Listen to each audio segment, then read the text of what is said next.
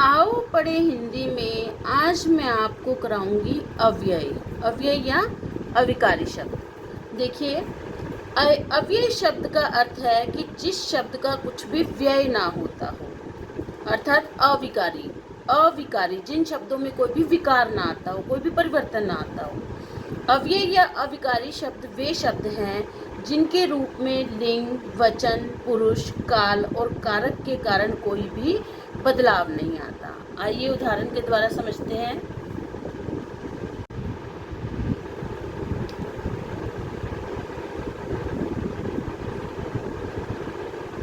बच्चे धीरे धीरे चल रहे हैं। अब देखिए, इस उदाहरण में धीरे धीरे बच्चे कैसे चल रहे हैं? धीरे धीरे चल रहे हैं। ये अविकारी शब्द है। कैसे पता लगाएंगे? देखिए, अब बच्चे क्या है? बहुवचन है। हम इसका वचन बदल कर देखें। बच्चा धीरे धीरे चल रहा है। बच्चा धीरे धीरे चल रहा है। अब देखिए, हमने यहाँ वचन बदल दिया तो ये धीरे धीरे शब्द में कोई बदलाव नहीं आया, क्योंकि ये अविकारी शब्द है। अब हम इसका काल बदलेंगे। बच्चा धीरे धीरे चल रहा था। बच्चा धीरे धीरे चल रहा था। अब देखिए, धीरे धीरे बच्चा धीरे धीरे चल रहा था। हमने क्या किया कि क्रिया का काल बदल दिया। क्रिया जो थी, क्रिया का काल वर्तमान काल है इसमें पहले वाक्य में, दूसरे में क्या है? भूतकाल, पास्ट, भूतकाल है। तो जब हमने काल बदल दिया, वाक्य में क्रिया का काल बदला, तो भी इस धीरे धीरे शब्द में कोई बदलाव नहीं आया, क्योंकि ये अविकारी शब्द है। अब देखिए, अब हम लिंग बदलेंगे। बच्ची धीरे धीरे चल रही थी। बच्ची धीरे धीरे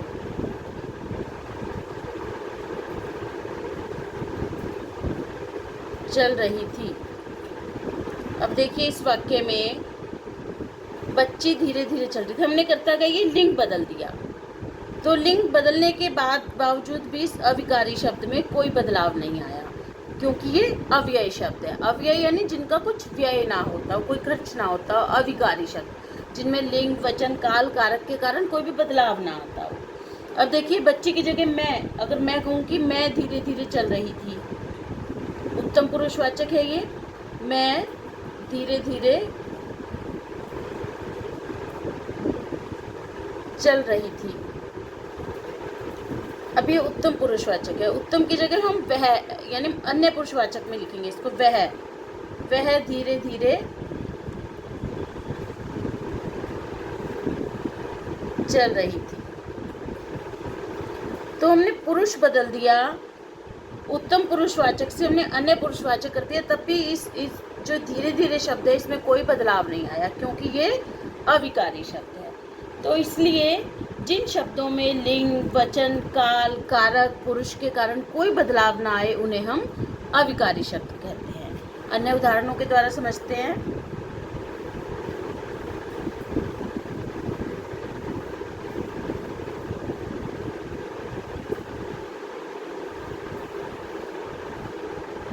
देखिए, आप यहाँ बैठिए।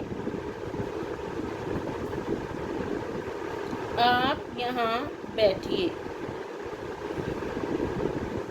अब देखिए, आप यहाँ बैठिए। कहाँ बैठिए? यहाँ बैठिए। स्थानवाचक क्रिया विशेषण। क्रिया विशेषण जो है अव्यय शब्द का ही एक भेद है, अविकारी शब्दों का ही। और देखिए, मैं जितना खाता हूँ, मैं जितना खाता हूँ उतना मोटा होता हूँ। उतना मोटा होता हूँ। अब देखिए, जितना, उतना, कितना खाता हूँ, जितना खाता हूँ, या उतना मोटा होता हूँ। तो ये परिमाणवाचक क्रिया विशेषण है। क्रिया विशेषण अविकारी शब्दों का एक भेद है। अब देखिए, वह दूध बहुत पीता है।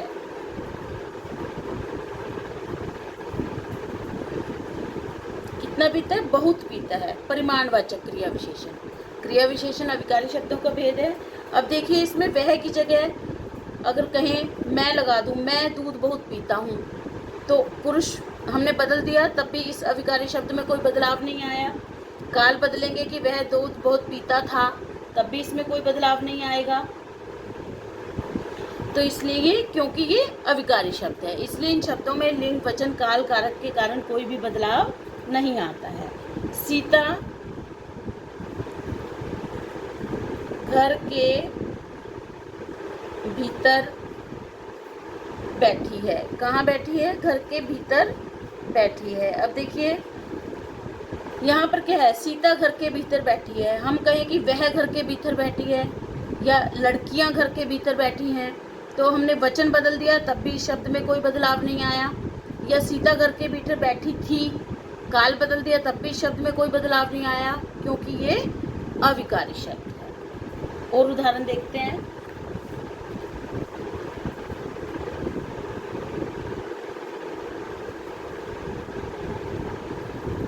राम और श्याम भाई भाई हैं।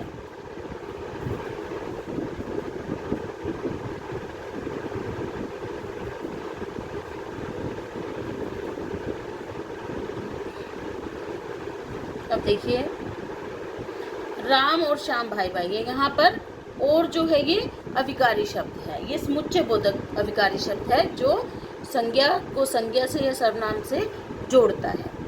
अब देखिए, और तुम ढंग से पढ़ो, तुम ढंग से पढ़ो, अन्यथा फेल हो जाओगे।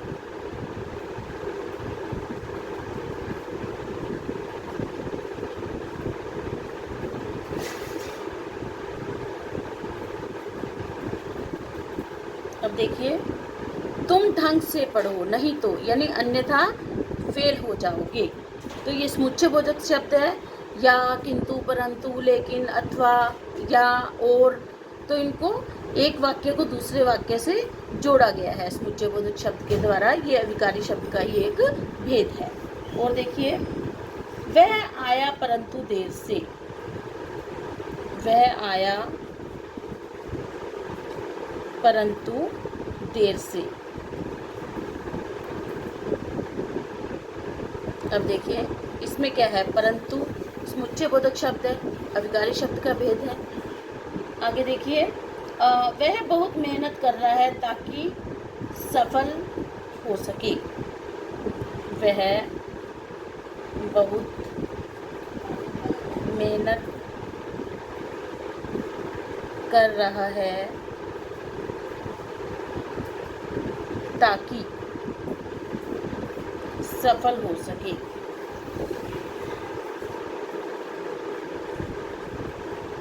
अब देखिए, यहाँ पे क्या है? वह बहुत मेहनत कर रहा है ताकि सफल हो सके। ताकि भी यहाँ पर अविकारी शब्द है। और उदाहरण देखते हैं।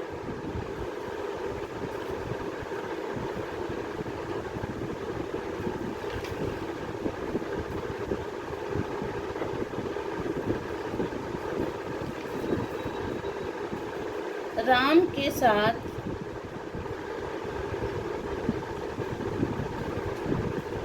शाम भी जाएगा।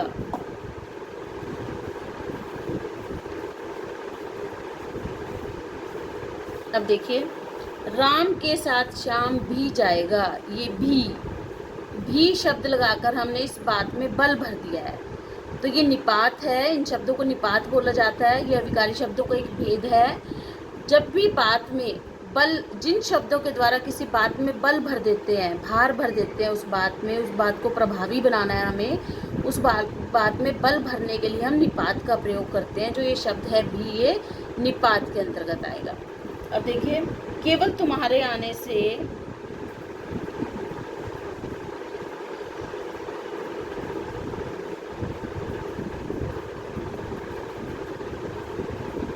काम न चलेगा।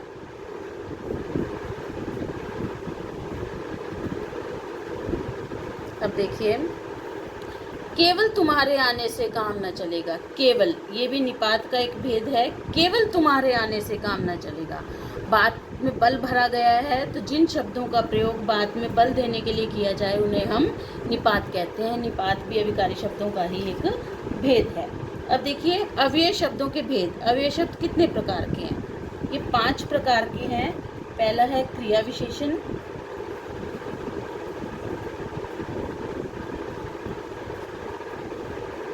फिर है दूसरा है हमारा संबंध बोधक,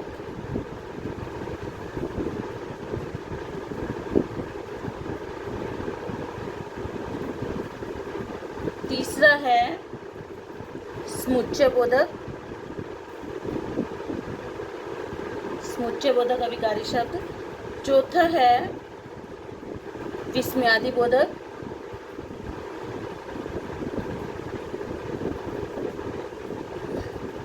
विस्मयादि बोधक अभिकारी शब्द, और 5वां है हमारा निपात। ये अभिकारी शब्दों के 5 भेद हैं। पहला क्रिया विशेषण, दूसरा संबंध बोधक अभिकारी शब्द, तीसरा समुच्चय बोधक अभिकारी शब्द, चौथा है विस्मयादि बोधक अभिकारी शब्द और 5वां है निपात। तो इन सभी उदाहरणों का आप लिख कर अभ्यास करें। ओके बेटा, आपका दिन शुभ हो।